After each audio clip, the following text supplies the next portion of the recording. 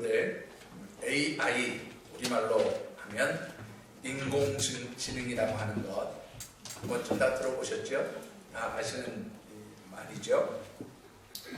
사실 이 AI 인공지능에 대한 것들에 대해서는 2016년 3월이니까 아마 지금도 꼭 한 4년 전의 이야기인데, 여러분들이 잘 아시는 대로 그 바둑 인공지능 프로그램 알파고라는 것과 우리나라, 아니 세계에서 가장 최고의 바둑 실력을 가지고 있다고 하는 우리나라의 이세돌 구단과 바둑 대결을 벌이기 전까지는 AI가 뭔지 인공지능이 뭔지 관심도 없었고 아는 분들도 별로 없었습니다. 그런데 이 이세돌 구단과 인공지능 바둑 프로그램인 알파고, 이 고가 한자로 바둑을 나타내는 단어라고 그러더라고요.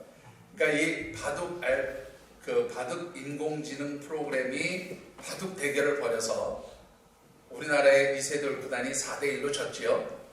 그 뒤로부터 사람들이 AI, 인공지능 이런 말을 이제 이야기하기 시작했습니다. 여러분들 정확하게 이 바둑 대결이 벌어진 지 꼭 4년이 지났는데요. 이 AI, 인공지능이 그동안 이 4년 동안에 얼마나 많이 발전하고 또 변화되었는가 혹시 아시는지요?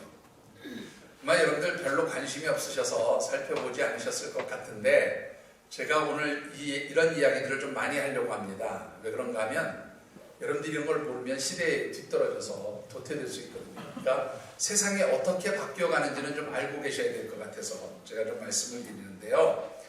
이 인공지능 AI 프로그램이 얼마나 많은 발전을 했는가, 하나의 예를 들면 여러분들 아이비 리그 대학이 있습니다.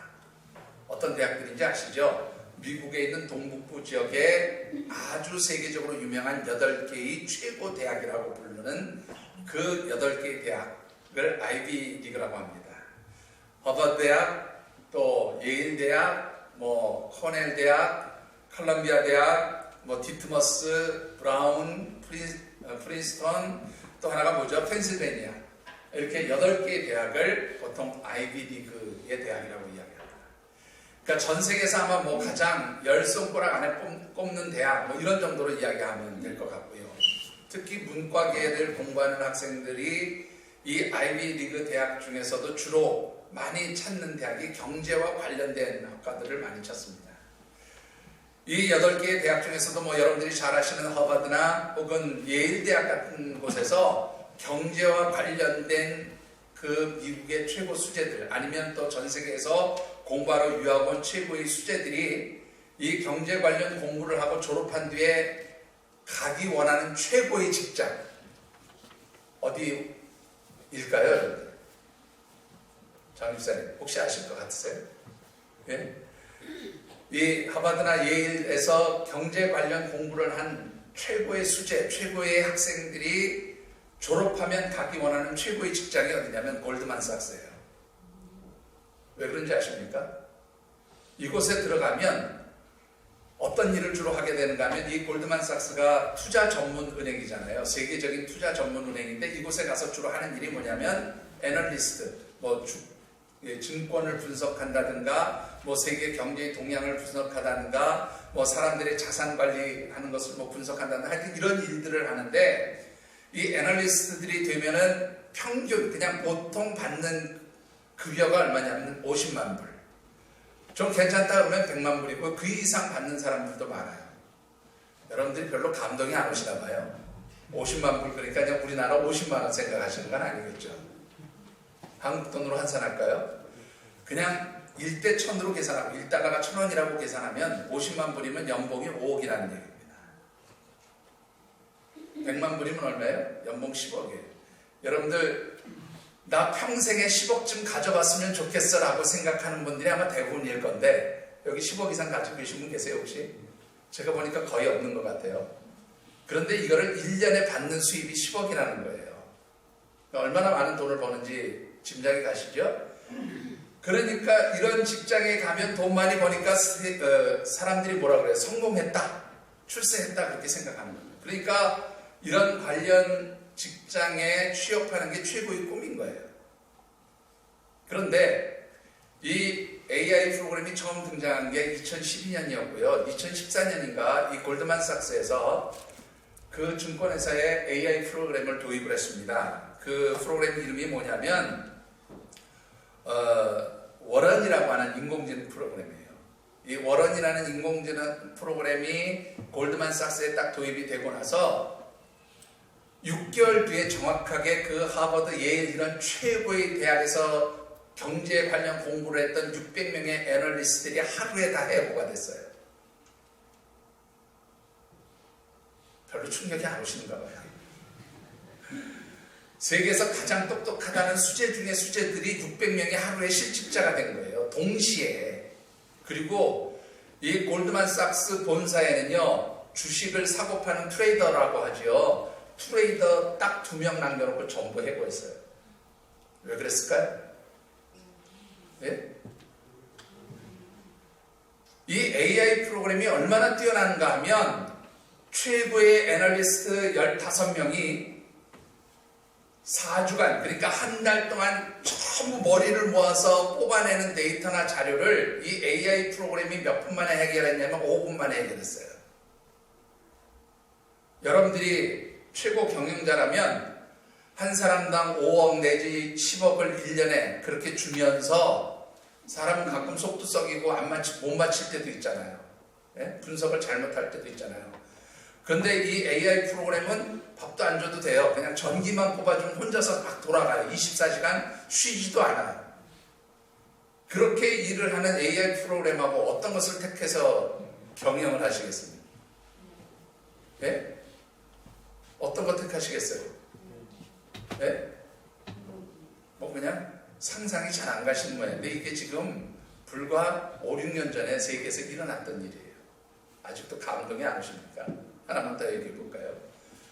여러분들 우리나라에서 전문의가 된다고 하면 보통 우리나라의 의과대학의 과정을 가지고 공부를 할 때 보통 6년 정도 공부하죠. 대학 4년에 대학원 과정 한 2년에서 6년 의학 공부를 합니다. 의학 공부하면 끝나나요? 보통 인턴 과정 거쳐야 되죠. 프레지던트 과정 거쳐야 되죠. 그리고 뭐 이것저것 과정을 거쳐서 최고의 전문의가 되려면 최소한 30년 정도 시간이 흘러가요. 정 목사님 맞죠? 아닌가요? 그보다 더 걸리나요? 어떻습니까? 목사님 아무래도 전문 분야시니까 한 30년 정도 걸려야 전문의가 되잖아요. 그런데 이 최고의 전문의가 되어서 환자들이 왔을 때 병을 진단하는 그 정확도, 진단율의 정확도를 우리가 어느 정도를 보냐면 80% 정도 보면은 최고명이라고 이야기한답니다. 그러니까 우리나라의 유명한 명의들, 뭐 세브란스, 서울대, 뭐 저 현대, 아산병원, 삼성병원 이런 데 있는 각 분야의 최고 전문 명의들이 암을 기준으로 했을 때 암 진단의 정확도가 얼마냐면 80% 정도라고 그래요. 이거는 미국과 같은 그런 선진 의료국가하고도 거의 비슷합니다. 우리나라 의사들 되게 실력이 좋아요. 그래서 80% 정확도를 맞추면 명의라고 그래요.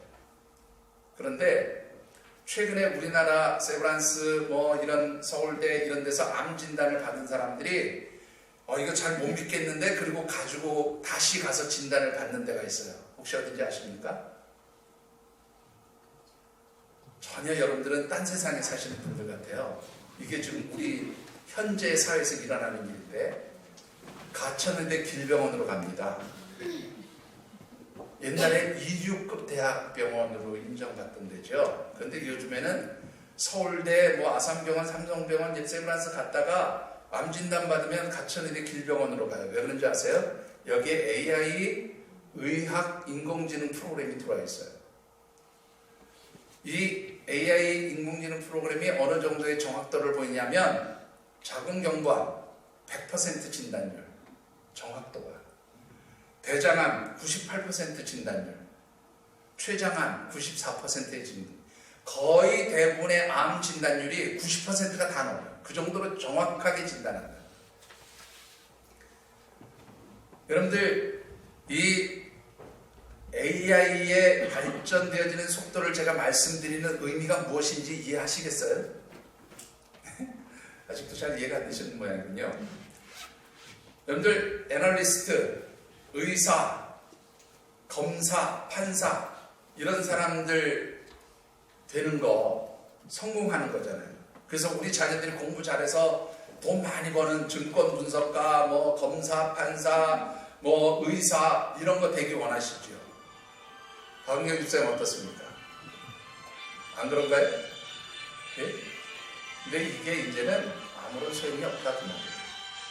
왜 소용이 없는가 하면 이 모든 직업들이 이제는 누가 대신해요? 인공지능 AI가 대신하는 시대가 곧 온다는 거예요. 지금 미래학자들의 예측은 어느 정도 시간 보냐면 앞으로 25년 뒤로 봐요. 25년 뒤면 의사도 없어진다고 봐요.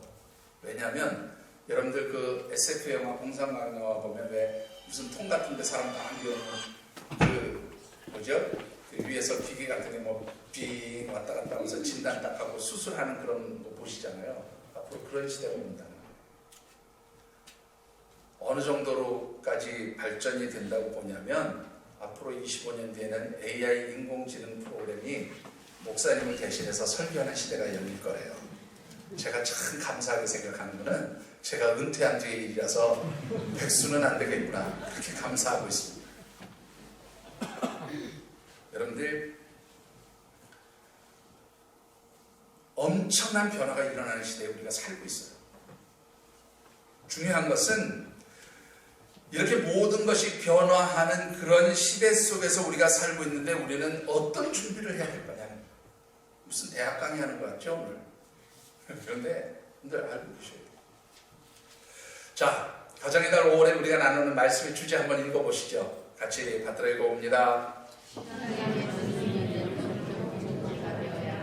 예, 한 번 더 읽어보시죠.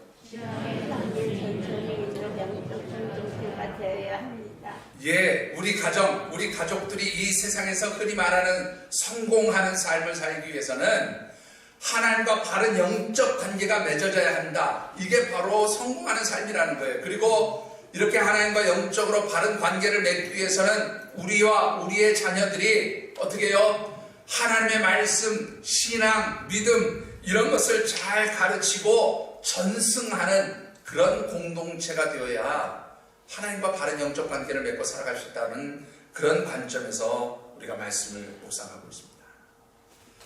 오늘 마지막 네 번째로 여러분들에게 드리고 싶은 말씀은요, 우리의 신앙 공동체인 교회와 가정이 이 AI, 인공지능이 모든 것을 대신하는 그런 시대를 앞두고 무엇을 준비해야 될까? 그것은 바로 믿음의 전승, 신앙의 전승, 영적 유산을 남겨주는 그런 영적 공동체, 신앙 공동체가 되어야 한다는 말씀을 드리고 싶습니다.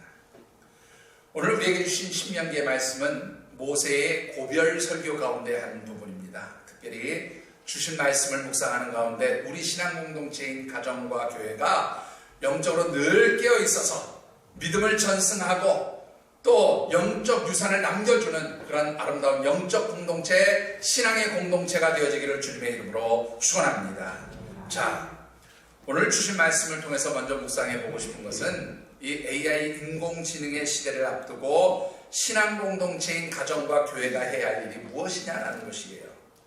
뭐 이미 앞서 말씀을 드렸지만 그것은 바로 믿음을 전승하는 겁니다.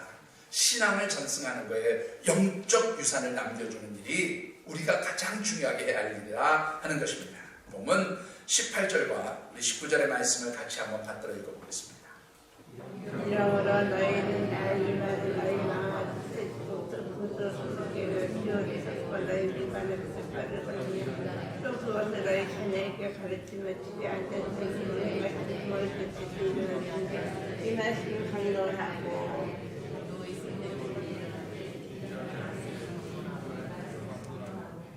자, 여러분들 여기서 먼저 18절의 말씀을 보면은요, 이렇게 기록하고 있습니다. 이러므로 너희는 나의 이 말을 너희의 마음과 뜻에 두라. 그렇게 말씀하고 있어요. 너희는 나의 이 말은 뭐냐? 모세가 자신이 하는 이 말을 너희의 마음과 뜻에 두라. 그런 말인데, 이 모세가 하는 말이란 무슨 말일까요? 여러분들이 잘 아시는 대로 모세가 말이죠, 이스라엘 백성들의 애굽 땅에서 이제 하나님의 인도하심 따라서 그들을 구출하지요. 그리고는 40년 동안 광야 생활을 하면서 그들이 꿈에도 그리고 바라던 것이 뭐예요? 가나안 땅에 들어가는 거였어요. 그런데 이 가나안 땅에 모세도 들어갈 수 있을 줄 알았는데 하나님 너는 아니야. 너는 가나안 땅 못 들어가. 그래서 결국 이제 모세가 어떻게 해요? 하나님 부심받고 천국 갈 준비를 해야 되는 그런 상황이 된 거예요. 남겨진 이스라엘 백성들은 새로운 지도자로 여호수아를 택하고 이제 모압 평지에 모여서 가나안 땅에 입성을 앞두고 있는 그런 상황에서 이제 이 모세가 40년 동안 자기가 이끌고 왔던 이 이스라엘 백성들에게 마지막 유언과도 같은 고별 설교를 하는 거예요. 근데 이 말씀 가운데 뭐라고 얘기를 하고 있는가 하면 너희는 지금까지 내가 너희들에게 전해주었던 이 말, 곧 40년 동안 너희들에게 하나님의 율법, 하나님의 말씀, 곧 하나님의 명령과 규례와 법도를 지금까지 너희들에게 가르쳐 주었는데 이 하나님의 말씀, 그 명령과 규례와 법도, 곧 하나님의 율법을 너희의 마음과 뜻에 새겨두라. 그렇게 이야기합니다. 그런데 이 마음과 뜻이라는 말은 뭔가요? 마음 말 그대로 우리의 마음이에요. 근데 뜻이라는 말은 히브리어 원문을 보면 네페시라고 하는 단어를 쓰는데 이 단어는요 정확한 표현, 뜻이라는 단어로 표현한 것은 조금 잘못된 번역이고 정확하게 표현하면 어떻게 번역하는 게 더 정확하냐면 영혼 그런 뜻으로 이렇게 번역하는 게 좋아요.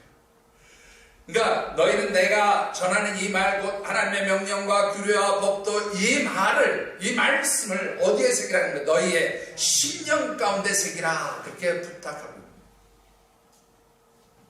그리고 19절에 가서 보시면 또 이렇게 말씀합니다. 19절을 보시면 그것을 너희의 자녀에게 가르치라. 자 그러면 여기서 말하는 자녀는 누구를 얘기할까요? 누구를 얘기할까요? 당연히 이스라엘 백성의 자녀들이겠죠. 뭐 이렇게 여러분들 얘기하시고 맞아요. 그런데 이 자녀들이 누구를 얘기하는 거냐면 지금 모압 평지에서 모세의 설교를 듣는 이스라엘 백성들과 그들의 아들, 딸, 손자, 손녀 지금 이 모압 평지에서 모세의 가르친 고별 설교를 듣는 그 당시의 어린 자녀손들을 이야기하는 게 아니에요. 여기에서 너희의 자녀에게 가르치라라고 할 때 이 자녀는 누구를 얘기하는가 하면 이 다음에 너희가 가나안 땅에 들어가서 그곳에서 태어난 자녀들, 그곳에서 출생한 자녀들에게 바로 이 말씀을 알게 하고 가르쳐라 그렇게 말씀합니다. 그러니까 여기서 말하는 자녀들은요 모세를 보지 못한 자녀들이죠. 모세에게 광야 40년 동안 하나님의 말씀을 듣고 배우고 하나님의 율법에 대해서 가르침을 받았던 그 자녀들이 아니라 가나안 땅에 들어가서 태어난 그 후손들이에요. 그 후손들에게 무엇을 가르치라고요? 하나님의 말씀 곧 하나님의 율법, 하나님의 명령과 규례와 법도를 가르치라 그렇게 말씀합니다. 이것을 한마디로 이야기하면 내가 지금까지 하나님을 섬기는 신앙의 방법, 하나님의 말씀에 따라 어떻게 하나님을 경외하고 하나님을 섬기는 건지 이것을 너희들에게 다 가르쳤는데 이 믿음, 이 신앙을 너희의 후손들에게 전하고 가르쳐라. 믿음의 전승을 남겨라. 영적 유산을 남겨라. 그렇게 지금 명령하고 있는 거예요. 그냥 부탁하는 게 아니라 명령하고 있는 거예요. 그리고 이 명령은 누구의 명령이기도 하냐면 하나님께서 모세를 통해서 주신 명령이에요. 자, 여러분들 이 믿음의 유산, 신앙의 유산, 영적 유산, 이 믿음과 신앙을 전승하는 일은 구체적으로 무엇을 하라는 것이냐? 조금 전에도 말씀을 드렸던 첫 번째 할 일은 하나님의 말씀을 우리의 자녀들에게 가르치는 거예요. 하나님의 명령과 규례와 법도를 가르치고 그 말씀대로 행하도록 그 말씀대로 살아가도록 가르치는 거 이게 첫 번째 할 일이에요. 그런데 여기 한 가지가 더 있습니다. 그것은 바로 뭐냐면 이스라엘 백성들의 신앙 공동체 곧 이스라엘 백성들 그 공동체 안에 있었던 하나님의 역사 곧 하나님께서 이스라엘 백성들 가운데서 행하셨던 일들을 그 신앙의 경험들을 너희가 후손들에게 알려주라 그런 말이에요. 참고 말씀인데요. 신명기 6장 20절의 말씀 먼저 한번 읽어보십시다.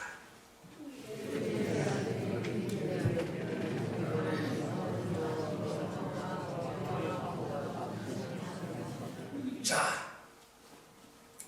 22절과 23절도 같이 읽어보시죠.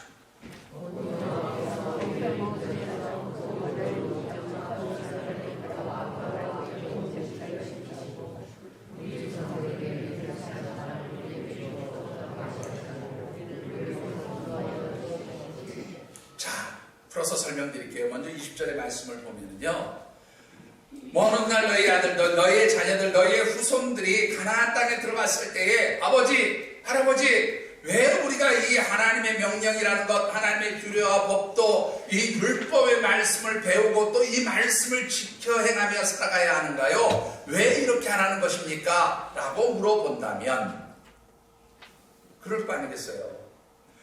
이 애굽 땅에서 나와서 광야 생활 40년을 겪어보지 못했던 후손들은 가나안 땅에서 잘 살다가 편안하게 살다가 부모들이 고생한 거 모르다가 갑자기 하나님 말씀 배우라고 그러고 명령과 규례와 법도고 이 율법을 배우라고 얘기하면 그러면 이거 왜 배워야 되는데요? 이렇게 물어보지 않겠냐는 거예요. 만약 그런 때가 오거든, 그런 뜻이에요.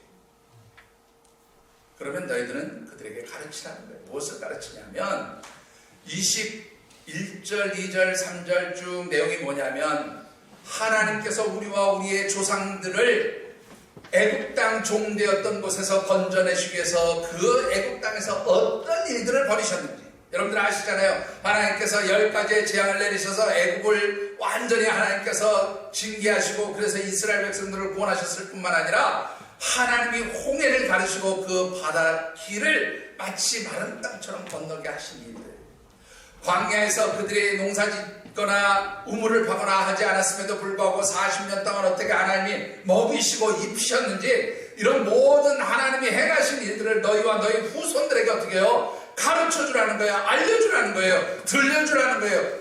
다른 말로 표현하면 너희들이 경험했던 하나님에 대한 영적 경험, 신앙의 경험을 너희의 후손들에게 들려주고 알려주라, 그렇게 말하는 거예요. 여러분들, 신앙의 유산을 물려준다는 것, 믿음의 유산을 물려준다는 건 두 가지예요. 먼저 하나님 말씀을 가르치는 일이에요. 두 번째로 하는 일은 뭐예요?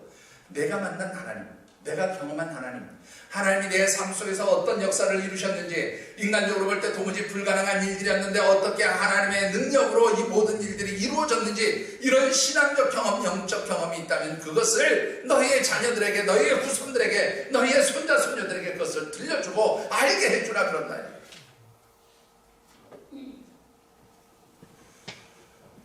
그러면 왜 하나님께서 이렇게 이스라엘 백성들에게 믿음의 유산, 신앙의 유산, 영적 유산, 신앙을 전승하는 것을 왜 이토록 중요하게 강조하셨을까라는 그 이유는 분명합니다. 가나안 땅에 들어갔을 때 영적으로 혼란하지 않고 하나님 백성답게, 하나님 자녀답게 정체성 잃지 않고 살아가도록 하기 위해서 영적인 것을 가르치라, 그렇게 말씀하신 거예요. 여러분들 아시잖아요. 이스라엘 백성들이 말이죠, 400여 년 가까이 애굽 땅에서 사는 동안 그들이 하나님을 섬긴 것 같았지만 그들은 애굽 땅 무상 문화의 영향을 받았어요.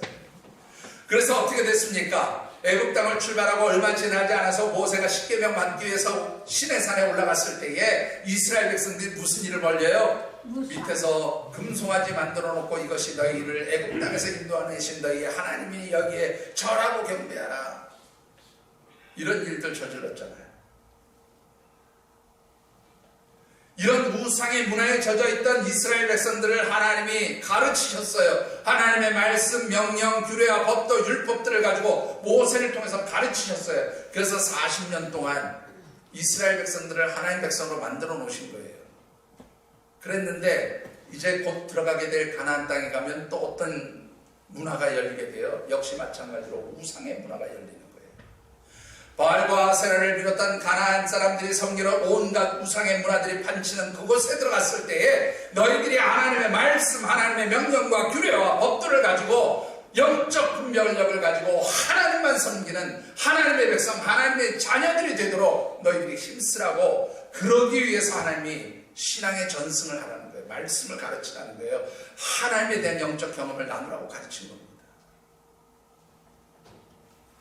제가 이렇게 얘기하니까 여러분들이, 그러면 이스라엘 백성들은 가나안 땅에 들어가니까 그렇지만 우리는 뭐 지금 자 제대로 신앙생활하고 있고 우리 자녀들 교회 나오면 되는데 뭐 우리 뭐 이 세상이 무슨 지금 우상만 성비도 돼 있는 세상도 아닌데 뭐 우리가 이런 거 해야 될 필요 있을까? 라고 그렇게 이야기를 하실지도 모르겠습니다. 여러분들 어떻습니까? 오늘 예배 끝나고서도 우리 장남들하고 잠깐 대화를 하고 제가 일부 예배 때도 얘기를 드렸는데 요즘 최근에 미래학자들이 하는 얘기는 앞으로 전 세계가 어떻게 구분이 되어지냐면 코로나 이전의 시대와 코로나 이후의 시대로 구분이 될 것이다. 그렇게 이야기를 합니다. 모든 것을 바꿔놓는 시대가 열렸다라는 거예요. 여러분들 보셨잖아요. 전 세계가 뭐 하루나 이틀이면 다 갈 수 있는 데가 하루아침에 다 어떻게 셧다운 됐어요. 다 문이 닫혔어요. 여러분들 벌써 뭐 5월달 되면 우리 교회 식구들 중에서도 어버이날 가정의 달을 맞이해서 우리 가족 뭐 어디 여행 갑니다. 동남아 갑니다. 어디 갑니다. 그러던 게 하나도 없어요. 여러분들 제가 지난번인가도 그런 말씀드렸지만 여러분들 여객기 조종사 파일럿이 되면 굶는다는 생각 해본 적 있으세요? 네? 그런 생각 꿈에도 해본 적 없으실 거예요. 그것도 성공한 직업 중에 하나입니다. 그렇죠? 근데 요즘 어떻습니까? 대한항공의 조종사들의 70%가 80%가 무급휴직으로 그냥 다 집에서 놀고 있어요. 비행기가 못 뜨고 있습니다. 제가 언젠가도 말씀을 드렸죠. 비행기도 우리 자동차 주차하듯이 비행기를 주기해야 되는데 평상시 같으면 외국 비행장에도 가 있고 공중에도 떠 있는데 이 비행기들이 뜨지 못해가지고 다 공항 어딘가 주차하듯이 주기해 놓고 있는데 여러분들 그 주차료가 평균 얼마씩이에요? 광장은 얼마씩이랍니까? 네? 얼마요? 뭐 5천만 원이래나요? 대당 한 달에 5천만 원씩인가 뭐 주기료를 낸대요. 그래서 한 달만 지나면 몇 조씩 까진답니다. 완전히 세상이 바뀌었어요. 그런데요, 이렇게 바뀐 세상을 주도하는 것이 뭐냐면 조금 전에도 말씀드렸지만 AI, 인공지능이 주도하는 시대가 올 거라는 거예요. 그런데 이 AI가 주도하는 시대는 다른 말로 표현하면 뭐가 되느냐면 과학 만능주의 시대가 되는 거예요. 여러분들 AI는 이미 지나갔다고 그렇게 얘기합니다. AI의 시대는 이미 벌써 다 지나간 거예요. 이거는 이미 다 이미 준비 다 끝났다는 거예요. 말은 뭐 25년 뒤지만 곧 아까 제가 말씀드렸던 그런 시대가 온다는 거예요. 그러면 앞으로 등장할 일이 뭐냐? 이제 앞으로 등장할 일은 생명공학 분야에서 엄청난 변화들이 일어날 거다라는 것이 예측하고 있는 상황들이에요. 제가 이렇게 말씀드리는 거예요. 여러분들 단순하게 듣지 마시고요. 시간 있으시면 찾아보시고 같이 공부해 보세요. 그 세바시 15분이라는 프로그램이 있습니다. 유튜브에. 알고 계신지 모르겠는데 이 세바시라는 말이 뭐냐면 세상을 바꾸는 시간 15분이에요. 15분 동안에 우리나라의 저명한 과학자나 학자들, 교수들, 뭐 인문학 교수들이 나와서 15분 동안에 우리 사회에 대한 여러 가지 강의들을 해요. 그런데 그 세바시 프로그램 중에서 한대 교수인데 김창겸 교수인가 하는 분이 그 강의를 한 게 그거는 15분이 조금 넘어서 18분인가 19분인가 강의를 했는데 이런 제목이 있어요. 재수 없으면 200살까지 산다. 여러분들 별로 상상이 안 가시는 말이죠. 여러분 200살까지 살고 싶으세요?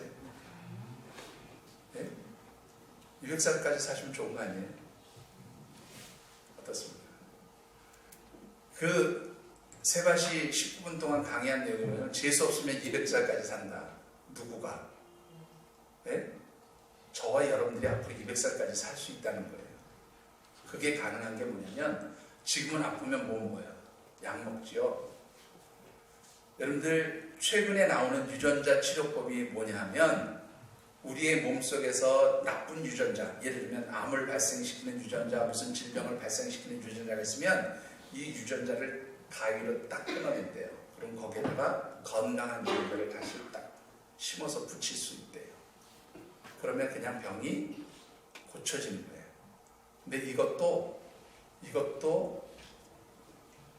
그냥 복잡한 거고 앞으로는 어느 정도의 약이 나오냐면 내가 내일 외국인, 미국 사람들처럼 금발의 머리를 갖고 싶어.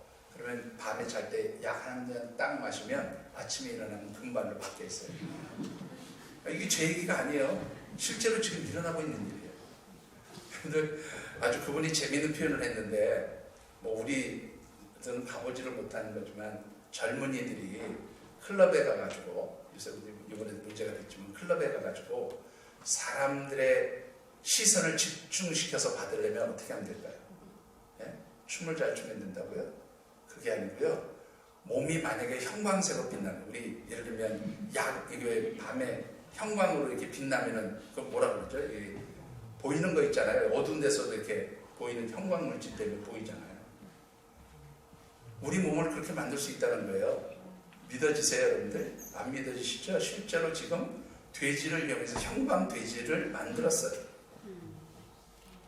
이게 지금 요즘에 과학이 하고 있는 일들입니다. 그래서 앞으로는 그냥 아프면 약 하나 먹으면 유전자가 바뀐대요. 암 때문에 고민할 필요 없어요. 여러분들, 우리 유전자 검사해주는 비용이 얼마인 줄 아세요? 우리 몸이 앞으로 어떤 암을 일으켜낼 수 있을까? 유전자 검사해주는 비용이 얼마 전까지만 해도 거의 억대의 돈이었어요. 안젤리나 졸리인가요? 유명한 여자 배우가 유방절제술을 했어요.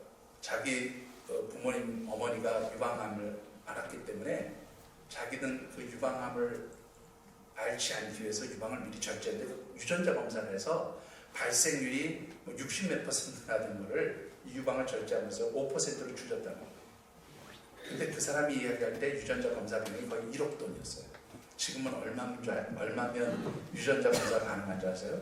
미국에 있는 한 회사가요, 20만 원만 되면 유전자 검사 해준대요. 무슨 병 걸릴지 안다. 미리 안다. 어느 정도로 발전했냐면 앞으로는 자녀들을 잉태할 때 미리 유전자 조작을 통해서 내가 원하는 자녀들을 만들어낼 수 있대요. 슈퍼맨의 다리 같은 그런 다리, 천재적인 인공지능 이런 거 만들어낼 수 있다고. 근데 이걸로 끝나는 게 아니죠. 여러분들에게 또 이런 질문을 해보겠습니다. 코로나19 바이러스 무서우시죠? 안 무서우세요? 네? 여러분들 한번 다 마스크를 쓰고 계셔가지고 그럼 이렇게 물어볼게요. 여러분들, 코로나19 바이러스를 걸리지 않도록 만드는 백신이 나온다면 그 백신 주사 안 맞겠다고 생각하시는 분 손 들어보세요. 나는 백신 주사 나도 그냥 깡으로 백신 주사 안 맞고 그냥 걸려서 아프고 말 거야. 그래서 항체를 만들 거야. 한 분도 안 계시네요. 그죠? 그런데요, 만약에 이렇게 돼도 맞으실 건지 한번 물어보고 싶은데, 이게 그냥 있는 얘기 아니고 실제로 진행되고 있는 얘기입니다. 이 코로나 백신을 개발하도록 가장 많은 돈을 지금 투자하고 있는 게 여러분들 잘 아시는 마이크로소프트사의 빌 게이츠예요. 세계 여러 나라에 백신 개발을 위한 투자를 하고 있어요. 그런데 이 빌 게이츠가 무슨 얘기를 하냐면 이 백신 속에다가 아주 미세한 칩을 심겠대요. 그래서 이 칩에는 뭐가 들어가냐면 그 사람의 개인 정보가 들어가요. 어떤 정보? 이 사람이 코로나19 바이러스 백신을 맞았는지 아니면 병에 걸려서 항체가 생겼는지 이런 정보들을 넣겠다는 거예요. 그래서 앞으로 외국에 갈 때요, 이 칩에 있는 정보를 딱 가지고 가야 되는 거예요. 그래서 입국 심사하잖아요, 다른 나라 가면. 그 심사할 때 이 사람이 코로나 항체가 있나 없나, 백신 맞았나 안 맞았나, 이 사람 항체 없네, 백신 없네, 백신 안 맞았네, 돌려본다. 그래서 무슨 얘기가 나오냐면 종이 여권이 아니라 이제는 전자칩 여권이 나오는 시대가 열릴 것이다. 그렇게 얘기를 해요. 자, 그런데 이게 여기서 끝나는 게 아니고요. 이 백신 안에다 그런 칩을 심어가지고 주사를 놓으면 이 칩이 자동으로 우리 몸에 들어가는 거예요. 그런데 여기에 그냥 단순히 건강 정보만 들어가는 게 아니고 여기에다 무엇을 앞으로 심겠다는 거냐면 우리의 모든 신용 정보라든지 우리의 모든 정보들을 다 심어버리겠다는 말이에요. 여러분들, 우리나라에서 하루 동안에 상품을 사고 결제하는 비용이 얼마 정도 되는 줄 아십니까? 하루에 5조예요. 5조의 돈이 하루 동안에 굴러가요. 그런데 여러분들 이 5조의 돈을 결제하는 방식의 현찰을 내는 사람들은 몇 퍼센트 정도 될까요? 거의 없습니다. 90몇 퍼센트가 다 신용카드 결제예요. 신용카드 결제. 여기 실제로 하죠. 장집사님 가게에서 결제하는데 현금 결제가 얼마나 돼요? 100건에 한두 건 됩니까? 거의 없죠? 거의 신용카드 결제. 근데 이제 신용카드도 필요 없다는 거예요. 어디에다 집어넣는다고요? 칩 안에다 우리의 모든 카드 정보를 다 집어넣기 때문에. 그래서 그 칩만 가지고 다니면 다 해결되는 시대예요. 앞으로 우리 누구야? 유찬이 앞으로 학교 안 가도 될 줄 몰라요. 어느 정도냐면 칩 하나에다가 모든 정보를 집어넣어서 우리 뇌에다가 칩을 심겠다는 거예요. 그러면 공부할 필요가 없어요. 여러분들 공상과학 영화에서 보듯이 그 칩과 우리의 신경이 딱 연결돼가지고 내가 원하는 정보 딱 그냥 머릿속에서 치면 자동으로 그 정도가 쫙 들어오는 시대가 된다. 이게 앞으로 25년 뒤에 일어나는 거예요. 얼마나 무서운 시대 살고 계신지 아시겠습니까? 그런데 이 일들이 여러분들 성경적으로 뭐 어떤 의미가 있을까요? 여러분들 요한계시록에 보면 짐승의 표를 받지 않으면 매매가 불가능하다는 말이 나오지요. 앞으로 이런 칩들 가운데 우리의 모든 신용 정보가 들어가게 돼요. 화폐가 없어지는 시대가 옵니다. 전자화폐로 바뀌어져요. 그리고 더 사실은 나아가는 게 뭐냐면 여러분들 우리나라 돈, 뭐 무슨 중국 돈이 이제는 다 없어져요. 단일 화폐로 바뀝니다. 전 세계가 똑같은 돈을 사용합니다. 그래서 현재 우리 기독교의 영적 지도자들은 지금 이 빌 게이츠가 시도하려고 하는 그 칩이 바로 성경에서 말하는 짐승의 뇌의 기본 형태가 아니냐라고 그렇게 염려하고 있어요. 자, 그러면 다시 물어볼까요? 여러분들 만약에 백신이 나오고 그 안에 칩을 심어서 여러분들 몸에다 심겠다고 하면 그래도 백신 맞겠습니까? 갑자기 혼란스러워지죠? 만일 이런 시대가 진짜로 열린다면 저는 무슨 설교를 해야 될지 저도 혼란스러워요. 여러분들이 지금 살고 있는 시대가 이렇다는 것을 알죠. 왜 자꾸 말세입니다, 가까웠습니다라는 이야기를 하냐면 실제적으로 지금 성경에서 말하는 일들이 일어나고 있는 거예요. 우리 삶의 주변에서요. 여러분들 아까도 말씀드렸지만 과학으로 모든 것이 가능해지는 시대가 됐어요. 이것은 바로 다른 말로 바꾸면 과학이 곧 누구의 자리에 올라가 있는 거냐면 하나님 자리에 올라가 있는 거예요. 과학이 모든 것을 다 해줄 수 있거든요. 생명도 연장시켜줄 수 있어요. 그런 시대가 와서 여러분들 재수가 있는 건지 없는 건지 200살까지 살기 원하십니까? 칩을 맞고 이것이 정말로 짐승의 표라고 하는 것인지 아닌지 판단되지 않은 상태에서 여러분들이 200년, 300년 살고 싶으십니까? 한마디로 말하면 앞으로 불과 몇십 년 뒤에는 영적 혼란기가 온다는 거예요. 영적으로 우리가 분별하기 참으로 힘든 시대가 찾아올 것이다. 만약에 당장 여러분들이 내일부터 먹을 것을 사지 못하는 상태가 온다면 여러분들이 굶어 죽을까요? 아이고 그때 가면 땅 사가지고 농사나 짓지. 농사는 뭘로 짓습니까? 모종은 어디서 구해요? 그럴 때 여러분들이 그 표를 받지 않겠다고, 그 칩을 받지 않겠다고 장담할 수 있겠다. 바로 이런 시대가 우리 앞에, 우리 후손들 앞에 열려진다는 거예요. 바로 그러기 때문에 이런 시대가 열렸을 때에 어떻게 우리가 하나님의 말씀에 따라서 이것이 하나님이 원하시는 일인지 하나님이 원치 않는 일인지 분별할 수 있는 영적 지혜를 가지도록 믿음을 전승하고 신앙을 전승하고 우리의 자녀들에게 하나님의 살아 역사하시는 그 영적 경험들을 알려주라는 겁니다.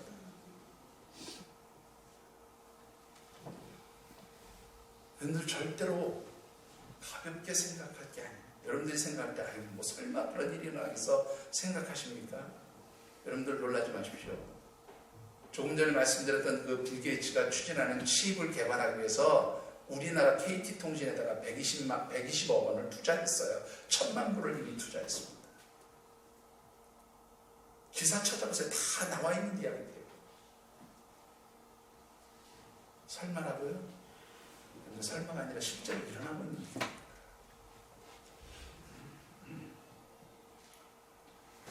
여러분들 우리 우리의 자녀들이, 우리 후손들이 정말로 하나님의 백성으로서 마지막 때에 영원한 심판과 불지옥에 들어가지 않도록 하기 위해서 여러분들 가르치셔야 돼요. 하나님 말씀을 가르치시고 신앙을 가르치시고 영적 경험들을 여러분들이 나눠주셔야 돼요. 내가 만난 하나님, 내가 경험한 하나님, 나에게 역사하셨던 그 하나님의 손길들을 나와 내 자녀들, 내 후손들에게 분명히 가르쳐 주셔야 합니다. 그런데 세상 공부 그렇게 중요하지 않아요. 제가 아까 말씀드렸잖아요. 칩만 받으면요 세상 공부 안 해도 돼요. 뭐 어렵게 가서 공부하고 있으니까 칩이 딱 연결되면 다 모든 지식을 거기서 공부해 줄 텐데 불가능한 일이라고요? 이미 여러분들 일부 지금 시험이 되고 있는 게 뭐냐면 알코올 중독, 마약 중독자들 머릿속에 칩을 심어서 컨트롤해요. 어떻게 컨트롤하는지 아세요? 마약하지 못하도록, 알코올 중독에서 벗어나도록 그렇게 지금 칩을 통해서 통제하는 것을 이미 시도하고 있어요.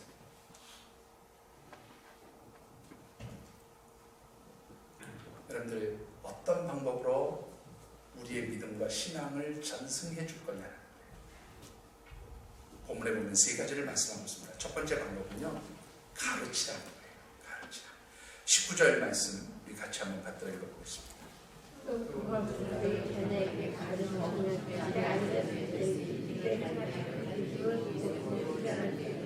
예, 거기까지만 읽으시죠. 앞부분만 읽으시면 또 그것을 너희의 자녀들에게 가르치라 그랬는데 원문 성경에 없는, 원문 성경에 있는데 여기 번역 안 된 부분이 있어요.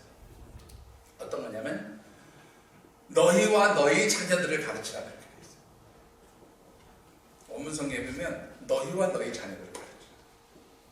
얘기는 무슨 뜻인가 하면 너희의 자녀들을 가르치되 너희도 그 말씀을 깊이 묵상하고 배워서 어떻게 해요? 너희들이 그 말씀대로 살아가는 것을 통하여 너희들의 자녀들이 부모의 신앙을 보고 그 신앙을 모범으로 삼아서, 샘플로 삼아서 부모의 신앙을 본받도록 하라, 그런 뜻이에요. 근데 신앙은 지식으로 가르치는 부분도 물론 있겠지만 더 중요한 게 뭐예요? 여러분들의 삶을 통해서 자녀들에게 믿음을 가르치는 거예요. 신앙을 가르치는 거예요.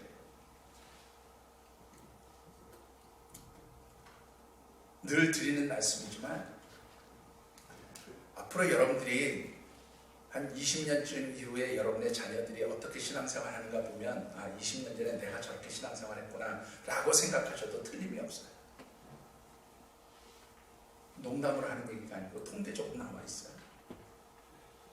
제가 시간상 생략하지만 여러분들의 현재의 신앙 모습이 앞으로 20년 뒤에 여러분 자녀들의 신앙 모습이다, 그 얘기예요. 신앙은 바로 뭐예요? 닮아가는 거예요. 그래서 너희들이 하나님 말씀대로 살아가는 것을 삶에서 보여주라, 그렇게 이야기합니다. 그게 신앙을 전승하는 거예요. 여러분들 두 번째로 신앙을 전승하는 방법이 무엇입니까? 19절 끝부분에 보시면 뭐라고 되어 있는가 하면 이렇게 되어 있어요. 제가 읽겠습니다. 또 그것을 너희 자녀에게 가르치며 집에 앉았을 때든지 길을 갈 때든지 누워있을 때든지 일어날 때든지 이 말씀을 어떻게 하라? 강론하라. 이 강론한다는 말은 무슨 말이냐면 국어 사전에는 이렇게 되어 있어요. 강론한다. 어떤 주제가 되는 문제를 강의한 후에 토론하는 것. 종교적으로 사용하면 신자에게 교리를 설명하여 가르치는 일, 그렇게 되어 있어요. 그런데 오늘 이 성경 말씀에서 강론하다는 말은 뭐냐면 대화의 주제를 삼으라, 그런 뜻이에요. 대화의 주제를 삼으라. 너희 가족 안에서 너희 자녀들과 함께 대화를 나눌 때에 그 대화의 주제가 뭐가 되게 하라는 거예요? 신앙적인 일이 되게 하라. 하나님의 말씀이 대화의 주제가 되게 하라. 하나님이 우리에게 주셨던 그 놀라운 영적 은혜들이 대화의 주제가 되게 하라. 이게 바로 오늘 강론한다는 의미의 말이에요. 여러분들 자녀들하고 대화를 나눌 때 가장 많은 주제가 뭡니까? 가장 많은 주제, 중심되는 주제가 뭡니까? 안 봐도 네? 뻔하죠. 뭐 해라? 공부해라. 공부해서 누구 주냐? 남 주냐? 너 주지. 뭐 하루에 몇 시간 자면 네 인생이 달라진다. 아니에요? 근데 그렇게 하시잖아요. 공부요? 별거 없어요. 정말로 별거 없어요. 제가 요즘에 더 깊이 제가 교육을 전공한 사람이에요. 그런 제가 공부 별로 중요하지 않아요. 그렇게 얘기하는 거는 우리 시대가 그만큼 바뀌었다. 여러분들 요즘 세대들은요 공부가 필요 없어요. 제가 오늘도 우리 장로들에게 추천해드린 책이 한 권 있는데 호모 사피엔스라고 하는 책이 있어요. 성균관대 최재공 교수가 쓴 책입니다. 한번 사서 읽어보실 수 있으면 읽어보세요. 90년대 이후에 출생한 우리의 후손들이 어떤 삶의 방식을 가지고 살아가는지 아주 잘 나타나 있고요. 앞으로 어떤 사회의 변화가 일어날지 아주 잘 기록해 놓고 있습니다. 우리하고는요 달라요. 그래서 90년대 이후에 출생한 아이들을 뭐라고 부르는 줄 아세요? 새로운 인류, 신인류라고 불러요. 호모 사이언티스트. 이게 무슨 말이냐면 우리 호모 사피엔스 무슨 사피엔스 이런 말 나오잖아요. 그런 것처럼 호모 사피엔스라는 말은 뭐냐면 이 핸드폰에 의해서 삶을 살아가는 인간이라 그런 뜻이에요. 그 심지어는 뭐라고까지 표현하냐면 폰이 우리 아이들의 장기의 한 부분이래요. 여러분 상상해 가세요. 요즘 아이들은 핸드폰 없으면 못 살아요. 죽어요. 네? 그런데 부모는 못 뺏으려고 그래요. 게임한다고 못 뺏으려고 그러잖아요. 걔네들은 그게 지금 뭐냐면 생존하기 위한 방식이에요. 네? 그냥 핸드폰 가지고 잘 놀게 하세요. 그게 앞으로 잘 살게 하는 방법. 얼마나 무서운 시대를 살는지 이해가 되십니까 이제? 여러분들의 주제가 뭡니까? 가족들에게 어떤 주제나요? 여성들이 모이면 무슨 주제나요? 최근에 가장 유명한 드라마 하나가 종영이 됐다며요. 저는 TV를 안 봐서 잘 모릅니다. 부부의 세계. 그 얘기가 어떻고 저떻고 그런 얘기를 하고 있을 그런 때가 아니다 그 말이에요. 심각한 시대예요. 하는 순간에 우리 앞에 놀라운 변화들이 일어나는 일들이 일어나게 된다는 거예요. 쇼핑몰 보고 무슨 뭐를 샀더니 참 기쁘고 행복하다. 중요하지 않아요. 가장 중요한 것은요, 우리의 믿음을 가르치는, 신앙을 가르치는, 그것을 전승하는 공동체가 돼요. 여러분들 아무리 세상에서 출세하고 성공하고 돈 많이 벌면 뭐합니까? 그 영혼이 죽어서 하나님이 버리시는 영혼이 된다. 그 무슨 의미가 있겠냐? 여러분들 세 번째로 신앙을 전승하는 방법은 표를 삼고 기록하라는 거예요. 여러분들 한번 들었으면 제가 설명하기보다는 그림을 한번 보시죠. 사진 좀 띄워주세요. 먼저 매주자부터 좀 띄워주세요. 매주자. 죄송합니다. 테필린부터 띄워주세요. 테필린. 죄송합니다. 테필린. 여러분들 보이세요? 이스라엘 백성, 이게 지금 현대 이스라엘 백성입니다. 현대 유대인입니다. 여기 보면 머리에 무슨 박스 같은 거 하나 이렇게 달아놨죠? 예? 또 손에도 비슷한 거 하나 달고 있죠? 자녀들에게 이렇게 묶어놓고 있죠? 저게 뭐냐면 피렉토리라고도 하고 테필린이라고도 해요. 이게 성경에 있는 말씀 그대로 한 거예요. 쉽게 얘기하면 저 박스 안에 뭐가 있냐면 성경 구절이 있어요. 그 성경 구절을 이마에다 차고 혹은 이 팔에다 차고는요, 수시로 달면서 어떻게 해요? 그 성경 구절 꺼내서 읽어보라 이 얘기예요. 이게 미간의 표를 삼고 손목의 기호를 삼는다 그 말이에요. 그 말. 네. 자, 그런가 하면 20절 한번 보시죠. 또 내 집 문설주의 바깥문에 기록하라. 이 얘기는 뭐냐면 너희들이 나가든지 들어오든지 하나님 말씀을 읽고 묵상하라 이런 얘기 하거든요. 그것을 보여주는 게 바로 뭐냐면 매주자입니다. 한번 매주자 그림 보여주세요. 여러분들 지금 여러분들이 보시기에 왼쪽 편 그림이죠. 뭐 이렇게 하얀 벽 같은데 저게 들어가는 문 입구에 저게 붙어 있어요. 심지어는 저게 어디에도 붙어 있냐면 이스라엘 가면요 호텔 방문 앞에도 붙어 있습니다. 형태는 조금씩 달라요. 제가 이스라엘 갔을 때 어떤 그 호텔에는요 요만한 컵 같은 게 딱 붙어 있고 그 컵 같은 거 딱 안에 보면 아주 작은 제 손가락 한 마디 한 두 마디 정도 되는 만큼의 두루마리 성경이 꼽혀 있어요. 펼쳐보면 거기에 성구가 기록되어 있어요. 그래서 방해를 들어가든지 나오든지 들어갈 때마다 나올 때마다 그거 꺼내서 한 번씩 읽어보고 들어갔다 나왔다 하라는 얘기예요. 실제로 이스라엘 백성들의 대부분의 집이 저 매주자가 저렇게 만들어져 있어요. 무슨 얘기인가 하면 말씀이 일상생활이 되게 하는 말이에요. 말씀을 늘 읽고 묵상하라. 그래서 말씀이 삶의 뭐가 되게 하는 거냐면 습관이 되게 하라. 말씀을 읽고 묵상하는 것이 습관이 되게 하라. 이게 바로 뭐냐면 영적 유산을 전승하는 거예요. 여러분들은 얼마나 말씀을 읽고 묵상하십니까? 솔직하게 한번 저한테 얘기하셔도 돼요. 하루에 얼마 정도 성경을 읽고 묵상하십니까? 그 성경이 여러분들의 삶의 습관이십니까? 여러분들의 자녀들이 진정으로 하나님께서 축복하시고 성공하시는 자녀들이 되기를 원하면 말씀을 가르치세요. 말씀을 묵상하게 하세요. 말씀이 생활의 습관이 되게 하세요. 말씀을 통해서 여러분들이 만난 하나님 신앙적 경험, 영적 경험들을 전수해 주시기 바랍니다. 그리할 때에 하나님 주신 축복이 있어요. 여러분들 어떤 축복이 있는지 한번 보실까요? 11장 21절입니다. 같이 한번 받아듣겠습니다.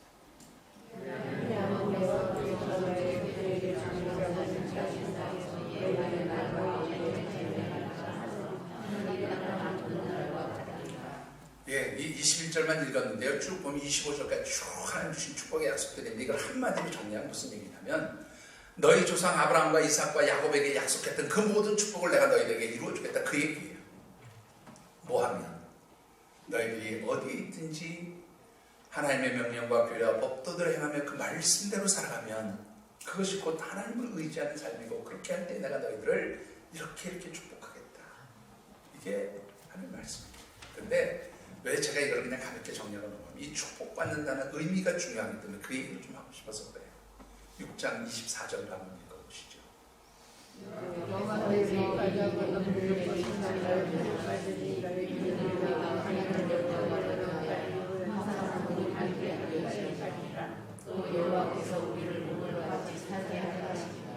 자, 거기에 보시면 제일 중요한 게 항상 복을 누리게 하기 위하여. 복을 누리게 하기 위하여. 요 문장이 굉장히 중요해요. 요 말을요, 딱 한 단어로 써요. 복을 누리게 하기 위하여. 요거를 히브리어는 레토브라고 하는 단어를 써요. 레토브. 레는 뭐냐면 무엇 하기 위하여라는 말이에요. 토브는 뭐냐면 여러분들이 잘 아시는 말이죠. 제가 여러 번 얘기해요. 자주 얘기합니다.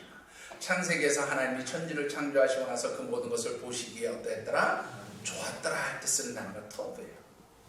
이 토브라는 말이 그래서 하나님 보시기에 좋도록 하기 위하여 이런 말이에요. 원문 그대로 번역하면.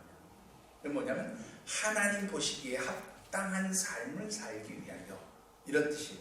또 다른 말을 바꾸면 하나님을 기쁘시게 하기 위하여 이런 뜻이에요.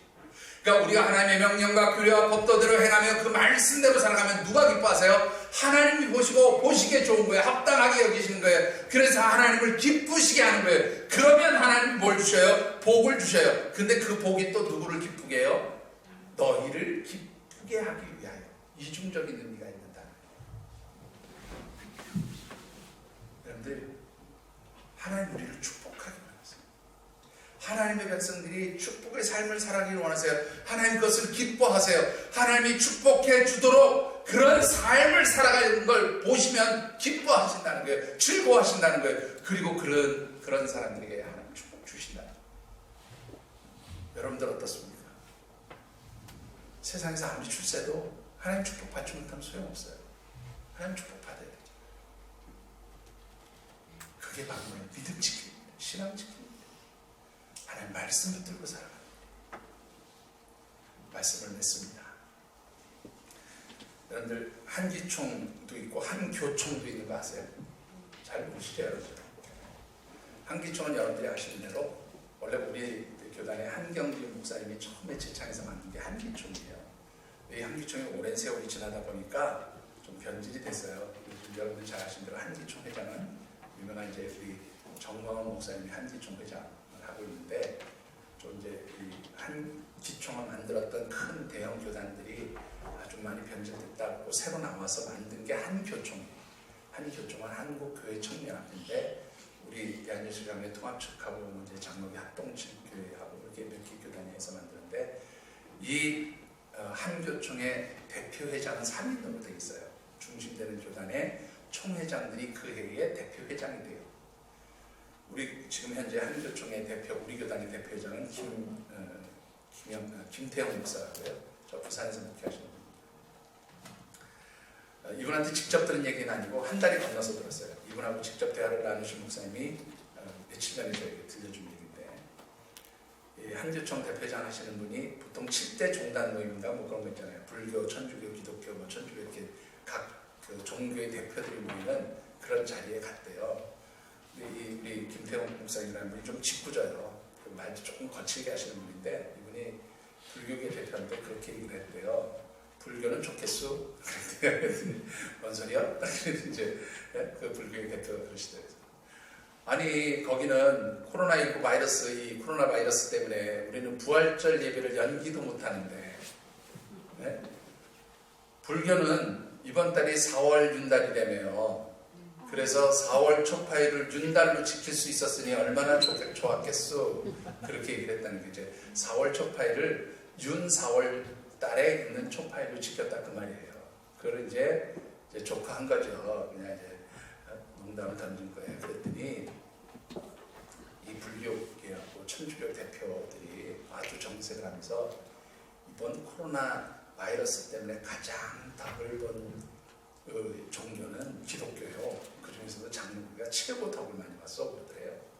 왜요? 그랬더니 우리는 코로나 바이러스가 빨리 끝날 줄 알고 뭐 예불 미사 그냥 바로 문 닫아 버렸다는 거예요. 근데 이렇게 길어질 줄 누가 알겠냐는 거예요. 그런데 그래도 기독교는, 특히 장로교는 동영상 예배 드리면서 일부라도 예배를 지속해 오지 않느냐. 그게 사람들에게 진짜 종교가 뭔지를 보여줬다라고 생각하게 만들었다는 게, 이게 다른 종교 지도자들이 한 얘기예요. 이해가 되십니까? 믿음 지키는 거, 그게 진짜라는 거예요. 자기들 입으로 신하면서 예배의 자리 지키는 거, 그게 바로 하나님 기뻐하시는 일이라는 거예요. 여러분들 정말로 가볍게 여기지 않기를 바랍니다.